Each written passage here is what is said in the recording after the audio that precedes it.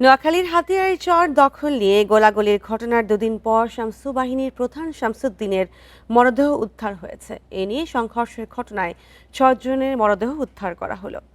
বৃহস্পতিবার বিকেলে জাগলার চরে বনের ভেতরে খাল থেকে শামসুদ্দিনের মরদেহ পাওয়া যায়। পরে হাতিয়া থানায় ৩০ জনের নাম সহ অজ্ঞাত আরও ১০-১২ জনকে আসামি করে মামলা করেন শামসুর ভাই আব্দুল বাশার।